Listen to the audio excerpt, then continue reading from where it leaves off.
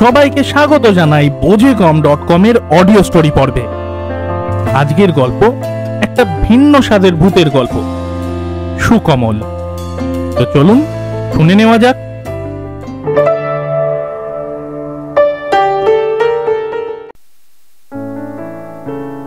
সহেলি, ওই সহেলি, কিরে খেলতে যাবি না? সহেলি, সহেলি, ওই সহেলি, এই কিরে খেলতে যাবি না?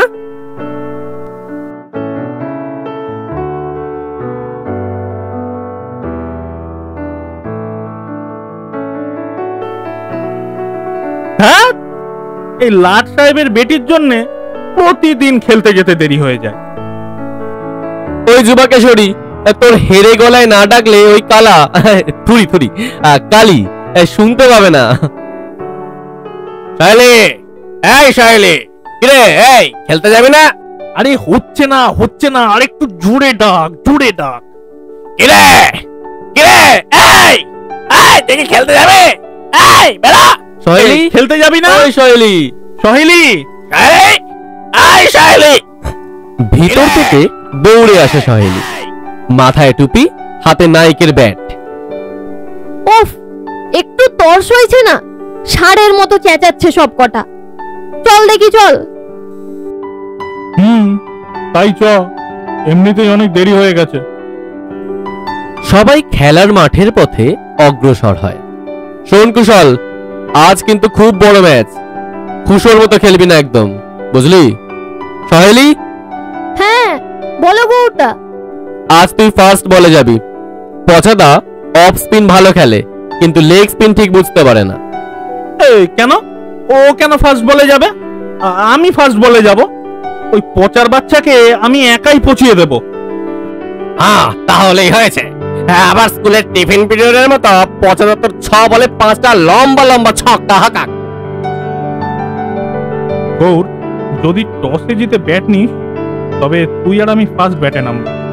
নিজেদের মধ্যে কথা বলতে বলতে সবাই খেলার মাঠে এসে পৌঁছায়।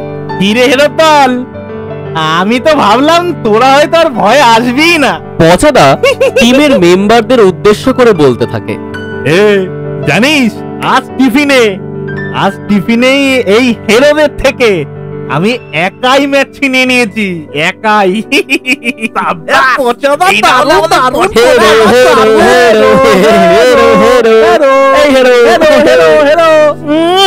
আরে থামো, অনেক মজা করেছো, এখন মাঠে এসে খেলে দেখাও দেখি, তবে বুঝবো। পচাদার গৌর মাঠের মাঝখানে আসে। পচাদা তার পকেট থেকে একটা 1 টাকার কয়েন বার করে, তর্জনী আর বৃদ্ধাঙ্গুলির মাঝে কয়েনটা রেখে অপরের দিকে ছুঁড়ে মারে। হাতের চেটোর মধ্যে খপাত করে টাকাটা ধরে নিয়ে বলে, কিরে বল দেখি, হেড না টেল? হেড। পচাদা হাতের তালুটা উপর দিকে ওঠাতেই বেরিয়ে পড়ল কয়েনটা। ইয়েস, হেড পড়েছে, ইয়েস, আমরা ফার্স্ট ব্যাটিং করব। পূর্ব পরিকল্পনা মাফিক কুশল আর গৌর দুজনে ফার্স্ট ব্যাটিং নামলো। ওদিকে পচাদা ফার্স্ট বোলিং করবে। ফার্স্ট বলে কুশল কোনো ক্রমে স্ট্রাইক রোটেট করে 1 রান নিয়ে গৌরকে স্ট্রাইক দেয়। গৌর স্ট্রাইকে এসেই হাঁকালো 1 ছক্কা। দ্বিতীয় বলে আবার একটা 6। তৃতীয় অর্থাৎ পচাদার 4 নম্বর বলটা স্লো বল ছিল। হঠাৎ গৌড়ের ব্যাটের কোনায় লেগে বলটা সোজা উঁচুতে উঠে যায়, আর পচাদা ছুটে এসে একটা সহজ ক্যাচ নিয়ে গৌড়কে আউট করে দেয়। এরপর ব্যাটে আসে আমাদের যুবাকেশরী, মানে বিমল। আমাদের যুবাকেশরী ফার্স্ট বলটাতেই পচাদার হাতে ক্যাচ তুলে দিল। যা বিমল, তুইও পড়ে গেলি।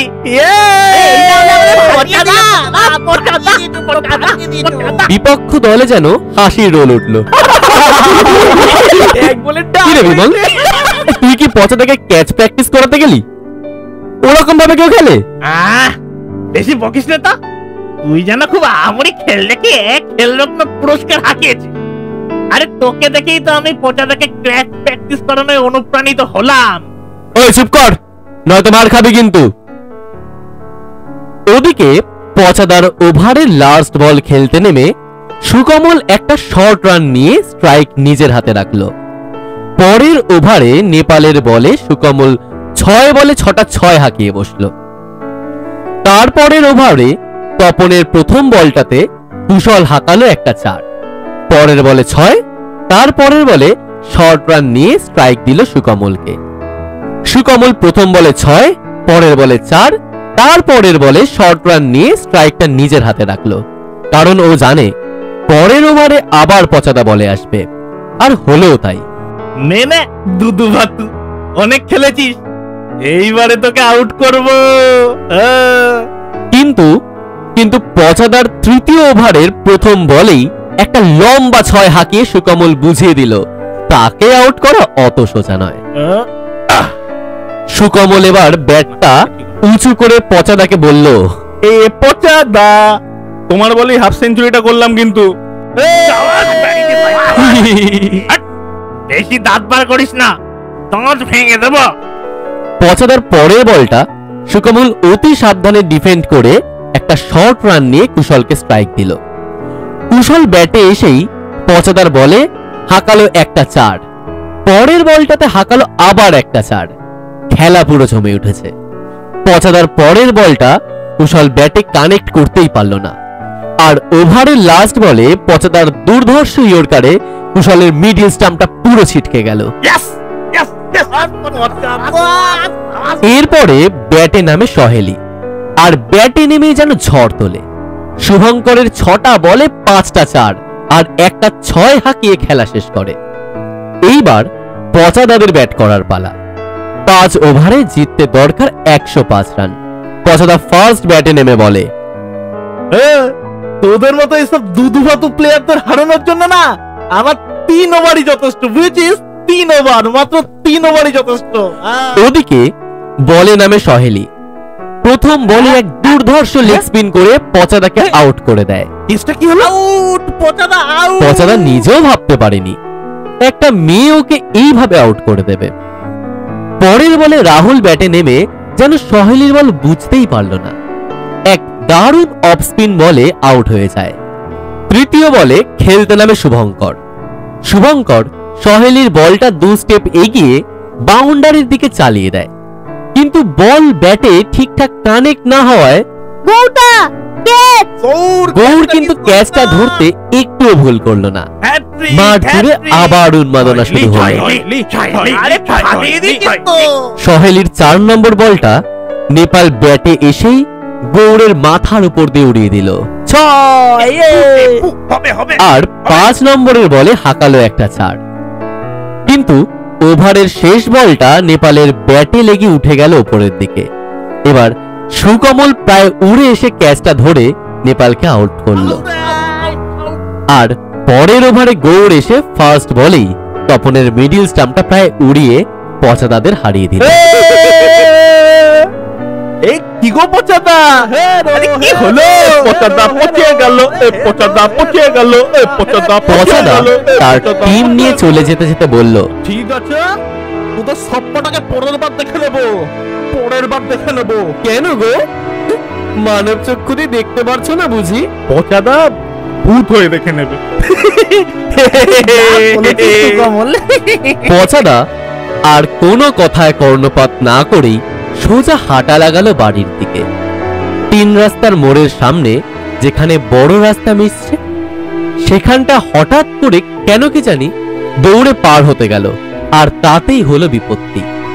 উল্টো দিক থেকে ছুটে আসা দুরন্ত গতির স্করপিও গাড়িটা হঠাৎ রাস্তার ওপর উঠে আসা বাচ্চাটিকে প্রায় ছিটকে কয়েক হাত দূরে ফেলে দিল। আশেপাশের থেকে সবাই ছুটে আসে। পচাকে হাসপাতালেও নিয়ে যাওয়া হলো, কিন্তু শেষ রক্ষা হলো না।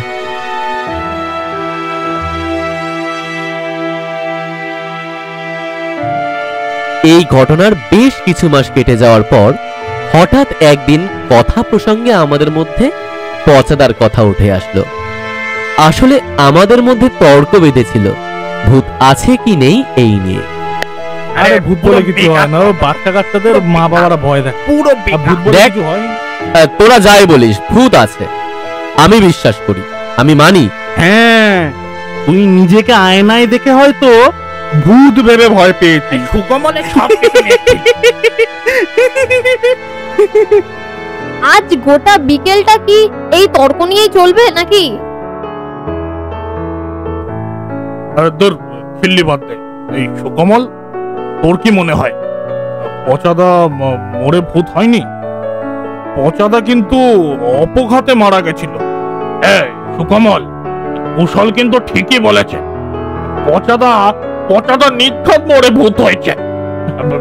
আচ্ছা আচ্ছা সুকমল, তোর তোর কি মনে হয়? ওর আবার কি মনে হবে, নাস্তিক কোথাকারে। একদম ঠিক। আচ্ছা তোরাই বল, পচাদা যদি সত্যি মরে ভূত হতো তাহলে আমাদের সঙ্গে হাই হ্যালো করতে আসতো না? দেখেছিস, তোর সব বিষয় নিয়ে খিল্লি কর, সব বিষয় নিয়ে এরকম তোর কি কিছুই মুখে বাঁধে না? হ্যাঁ, কাল থেকে সেন্টার ফ্রেশ খাবি, মুখে লাগাম লাগবে। তুই খাও সব সেন্টার ফ্রেশ। দেখ ভূত আছে, আরে ভূত হয়, আমার সমস্যা করিস, কিন্তু তোদের ভূত বিশ্বাস করতে কি সমস্যা আমি না নিজেও বুঝি। সবাইয়ের মধ্যে সামান্য কথা কাটাকাটি চলে। আস্তে আস্তে আস্তে। আচ্ছা তার থেকে একটা কাজ করলে হয় না? হ্যাঁ বল বল বল বল, তুই বল কি কাজ করতে না। আচ্ছা বল। দেখো, আমার বাবা বলেন সবাই নাকি এই পৃথিবীতে নিজেদের আয়ু নিয়ে আসে। ওফ, তুই আবার শুরু করলি? আরে বলতে দে না, শুনি না কি বলতে চাইছে। দেখো, আমি বলতে চাইছি, ধরো আমরা এই 5 বন্ধুরা সবাই তো আর একসাথে মারা যাব না। আরে কি জ্বালা, এখানে আবার আমাদের মরাঠাটার কথা আসছে কোন দুঃখে? আমার এখনো বিয়ে হয়নি, ও সব মরাঠাটা সব ক্যান্সেল ক্যান্সেল ক্যান্সেল। ধুর, চুপ করবি। সহেলি বল, কি বলছিলিস?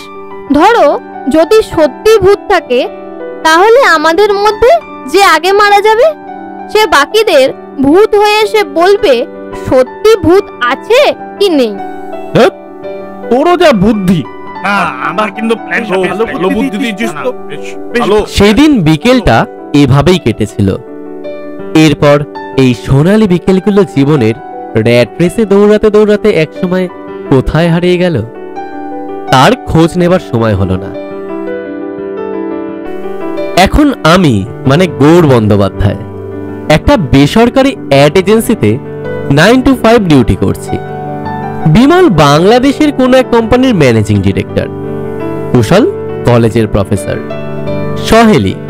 সহেলি মেদিনীপুরের কোনো একটা স্কুলের শিক্ষিকা, আর সুকমল, হ্যাঁ সুকমলের কপালে এখনো শিখে ছেড়েনি, অর্থাৎ অনেক জায়গায় ইন্টারভিউ দিয়েও কোনো চাকরি জোটেনি। এখানটাতে যে রানিং মিউজিকটা চলছিল ওটা কাট হয়ে এখানে গাড়ি ঘোড়ার আওয়াজ যাবে। তারপর অফিস থেকে বাস ধরে ফিরবো বলে বাস স্টপে দাঁড়িয়ে আছি।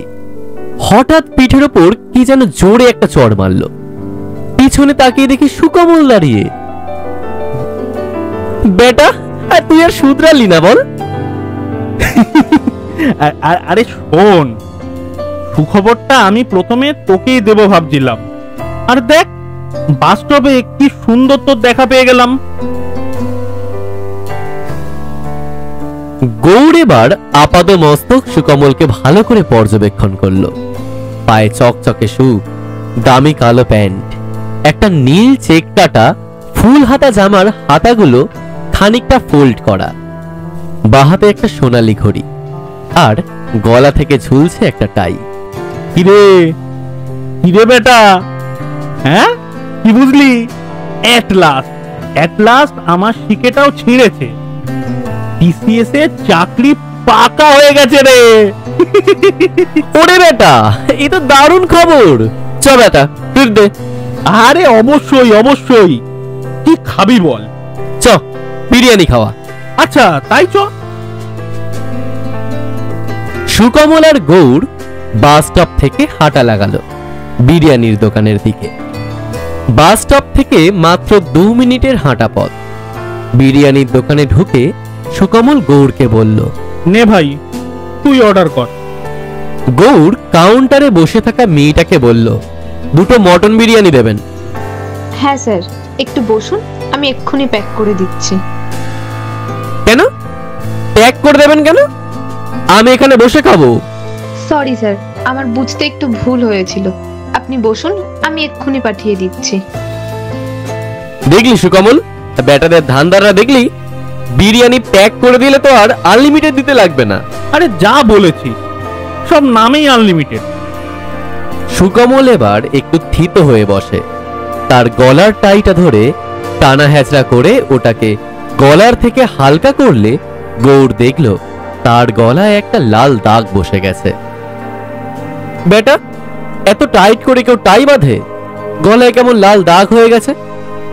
কি করব বল, আমার তো আর তোর মতো টাই পড়ার অভ্যেস নেই। সত্যি বলতে আমিও প্রথম প্রথম ওই রকম টাইট করেই টাই বাঁধতাম। আমার অভ্যেস হয়ে যাবে, কি বলিস? হ্যাঁ, একদম। এর মধ্যে কখন যেন ওয়েটার এসে 2 প্লেট মটন বিরিয়ানি দিয়ে গেছে। সুকমল বলল, ভাই তুই শুরু কর, আমি একটু আসছি। দেখেছিস, এতক্ষণ পর বিরিয়ানিটা দিল। তোর এখনই কোথায় যেতে হবে? টয়লেটে গেলে তো আগে সেরে নিতে পারতিস। শুরু কর না, আসছি আমি, শুরু কর। সুকমল উঠে কোথায় যেন গেল। গৌর বসে আছে তো বসেই আছে। বসে বসে 1 ঘন্টা কেটে গেল। ওয়েটার এসে বলল, স্যার খেয়ে নিন, এত ঠান্ডা করে খেলে আর টেস্ট পাবেন না। গৌর ওয়েটারকে বলল, আমার বন্ধুটা যে কোথায় গেল তুমি দেখেছো? না স্যার, আমি ঠিক খেয়াল করিনি, আপনি খেয়ে নিন স্যার। গৌর এবার ফোন লাগালো সুকমলের নাম্বারে, কিন্তু ওদিক থেকে ভেসে এলো ফোন সুইচ অফ। এর পাগলামি আর গেল না। ওয়েটার বলে ডাক দিতেই ওয়েটার এসে বলল, হ্যাঁ বলুন স্যার। শুনুন, আপনি বরং এই 2টো বিরিয়ানি প্যাক করে দিন, আমি বাড়ি নিয়ে যাব। আচ্ছা স্যার, বলছিলাম পেমেন্টটা কি ক্যাশে করবেন নাকি কার্ডে? গৌর এবার বুঝলো ব্যাটার ছেলে সুকমল বিরিয়ানির টাকা না দিয়েই পালিয়ে তার সঙ্গে প্র্যাঙ্ক করলো। না, জিপেতে অনলাইন করব। কাউন্টারে প্যাকেটটা দিন, আমি ওখানেই পেমেন্ট করে দিচ্ছি। গৌর কাউন্টারে পেমেন্টটা করে পার্সেল 2টো হাতে নিয়ে বাড়ির পথে রওনা হলো। প্রথমে বাসে করে শিয়ালদা, তারপর শিয়ালদা থেকে ট্রেনে চেপে গোবরডাঙ্গা। পুরো ট্রেন জার্নিতে গৌর শুধু ভাবতে লাগলো সুকমলের করা ফাজলামিটার কথা।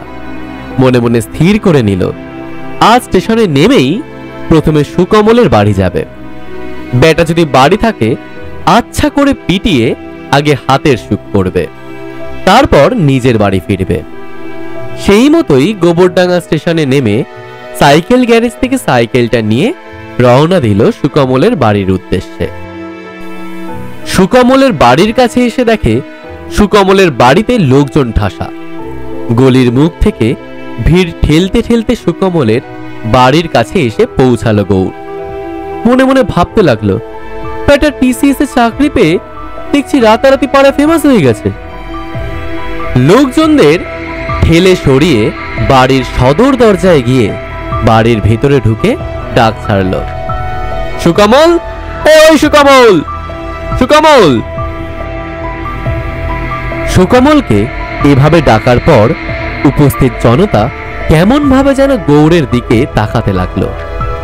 সুকমলের বয়স্কা মা ভিতর থেকে কাঁদতে কাঁদতে বেরিয়ে এসে বলল, ছিড়ে গো, তোর এখন আসার সময় হলো। আয় দেখে যা তোর বন্ধুর অবস্থা। গৌর ভিড় ঠেলে সুকমলের ঘরে ঢুকতেই তার চোখ কপালে উঠল। ঘরের সিলিং ফ্যানে গলায় গামছা আটকে ঝুলছে সুকমলের নিথর দেহটা।